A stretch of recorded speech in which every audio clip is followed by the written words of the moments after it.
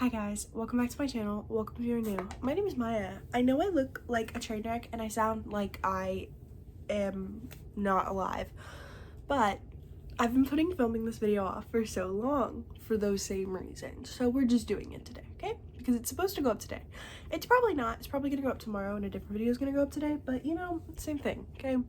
So this is gonna be my July reading wrap up. So every book that I read in July. It is August 6th now. So like as I've been saying, I put it off for so long. So I read, I think 7 books. 1, 2, 3, 4, 5, 6, 7 books in July, which is actually like the most books I've read in a month this year so far. So that's pretty good, honestly. Go me. And we're gonna talk about all 7 of those books.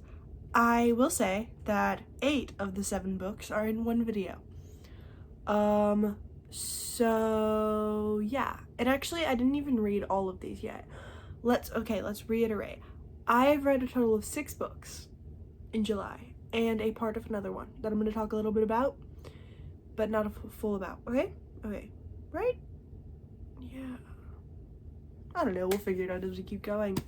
First up, the first book I read, which actually I listened to this in July, is The Counselors by Jessica Goodman. I listened to this throughout the whole beginning of the month of July, and it was gonna be for a video. Decided not to do said video. I actually am doing said video, just different books. But this book is about, let's see, it's about this counselor, this camp counselor named Goldie. She, for her whole life, basically, has been going to this camp every summer. Also, ignore this, please, because it's bothering me so bad, and it's also so painful. But she's been going to the same camp every summer. Now she's a counselor with her 2 best friends. We're using the book to cover it. She's now a counselor with her 2 best friends. They're all from different places. She's from the town that the camp is held in. The other girls are from, like, upstate New York, like, big places. She's not rich like all of her friends. Something happened the school year before this camp, and none of her friends know about it. She is now kind of outcast from the town because of what happened, and yeah, so there's like a giant secret. And so now they're all back at summer camp, and something happens. There's a murder, and one of her friends was there the night of the murder, and then now they're trying to solve it. So that's the story. Actually, this book has really bad ratings on Goodreads. I liked it. I gave it a 3-star. I enjoyed my time reading it. Don't know what that says, but I liked it. It definitely, the ending plot point wasn't like, oh my gosh, but it was still good. And I still liked the vibes of the book, and I still liked the character dynamics, and so still liked it, still recommend it. 3 stars. And then these books over here are in no order. They're also all in my 24-hour readathon, so like go watch that for like my reviews as I'm reading them. But thought we could give a little tidbits of reviews right now. First off, I have Lessons in Chemistry by Bonnie Garmis. I had been listening to this audiobook through the whole month of July, and then the end of July that's kind of a funny picture. The end of July, I listened to the rest of it during the 24-hour readathon. I gave this book a 3-star. I really did like it. This cover, also really cute. Look at it. Someone commented on my TikTok that it was a cute cover. I agree. This is a cute version of this cover. I got it for free too. Some mom that my mom's friends with was getting rid of it, and my mom was like, I'll take it. And she gave it to me. So it's great. This book, I don't really know how to describe what this book is about. It's about this woman named Elizabeth Zott. She's a chemist. This book is set at a time when women were not scientists, so it talks a lot about that. Talks about identity. I don't feel good. You guys can't say nothing, okay? Okay. So basically we're following her, and she ends up being the host of a cooking show called Supper at 6, and we're following her whole timeline. And there's a show, and I now want to watch said show, but I do recommend the book. I gave it 3 stars. And then we've got Lord of the Flies by William Golding. I also gave this book 3 stars. This one I did also listen to. These are our audiobooks over here. I'll probably go through the audiobooks and then go through the physical books. I only have 2 physical books. Look, we don't judge how we get the reading done. We're just happy we got it done, okay? Okay. So I gave this book 3 stars. It is about what would happen if a group of young boys were let out into the woods with no parental guardians, no supervision, no nothing. What would happen if they had to fend for themselves? And let's just say not great things, okay? Not great things. This book, but really good writing. Also, it's got like the, I don't know what it's even called. You can't even really see it that well. The like edges of the page where they're like cut up. It's really cute. But 3 stars for that one too. And then, please just stay. Okay, and then let's do the other audiobook and then we'll go to the other 2 books. This is Sunrise on the Reaping by Suzanne Collins. I gave this book a 4.5, and I really have kept teetering between a 4.5 and a 5 for this book, but I think I'm gonna leave it at a 4.5. This is my favorite book of the series. I don't know why. I think it's because I connected with the characters so much more in this book than I did in any of the other ones. Like, there was only one other scene in those books that made me bawl my freaking eyes out, okay? And it happens every time. You guys probably know what that scene is. It's in the first book. But this one, I was starting to cry or crying almost every chapter.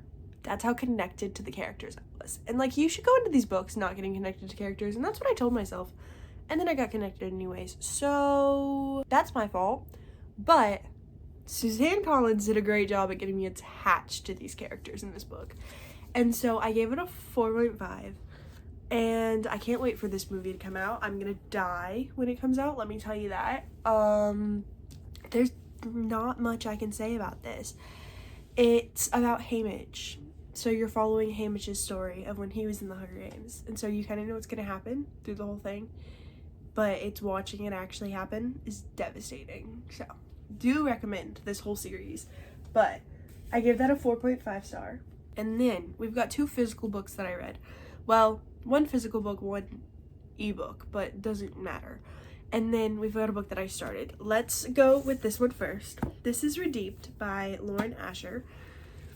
I'm getting congested, so we're trying to like speed through this video as fast as I can, okay? Because I'm congested already and it's getting worse as I talk more. So, Redeemed by Lauren Asher. This is following Santiago and Chloe. This is the 4th and final book in the Dirty Air series, which I have right there.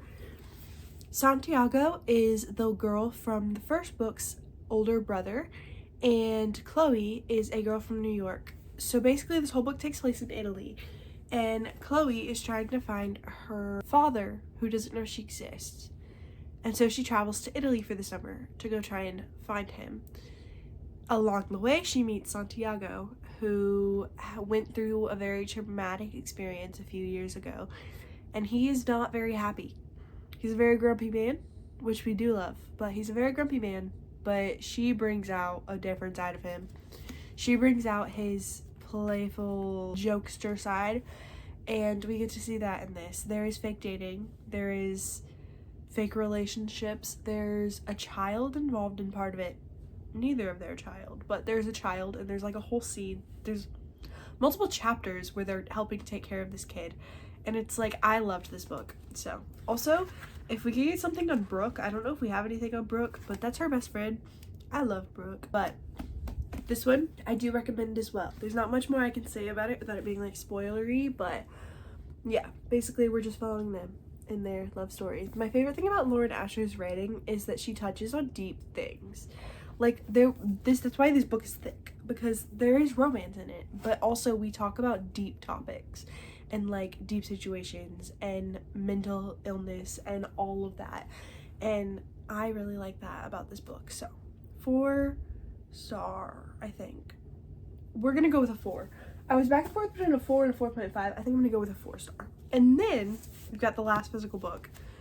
I finally did it, guys. A Court of Silver Flames by Sarah J. Maas. This book, I actually really liked this book. I think I'm gonna give this one a 5 star, which I feel like I liked this book better than any of the books in the rest of the series, which is saying something. But I think it was first off, their relationship is one of my favorite types of relationships ever. Like, I'm sorry, the I hate you until finally they admit that they love each other. Insane to me. Love that dynamic. And then also the girl group that we get in this, top tier. I love me, and that is what this gives immediately. And so that's why this one's a 5-star, definitely. It's my highest rating out of all of the books in the series. Like, even if the others are 5s, this is a higher than that, okay? So, highly recommend. There's not much I can say about this book, but it's about Nesta, and we're following Nesta's story, and this book took me over a year to read, so do recommend. And now I'm officially done with the series until she releases the next ones. And then we've got one that we can talk about that I had started, but I didn't finish. There's a cat in my hands. Oh my gosh, stop it. We've got one that we can talk about that I did read in the 24-hour as well, but I didn't finish, and that is The Boyfriend. I have not finished reading it yet. I will, hopefully, at some point soon, but I'm about halfway through this book. So far enjoying it. Do recommend it. It's looking like a 3 to a 4-star. Nothing insane, but good. So, highly recommend this. Also, I feel like this book is small. Is it? I can't tell. But this one, and then also Every Summer After, I had started in July as well, and I did finish it, so I'm not going to talk about it because I finished it in August, but I did finish it and it was good too. So yeah, that is my July wrap up, and I hope you guys enjoyed. I hope you guys enjoyed y'all's reading months in July, no matter how many books y'all read, how few books y'all read, you know. Sometimes this year I've gone through plenty of months where I read 0 books, so there's no judgment here. It's up and down. It always is. And so I hope you guys had a great reading month yourselves. I hope you guys enjoyed this video. Like, subscribe, and comment down below what y'all read. I would love to hear, and I will see you all next time. Bye!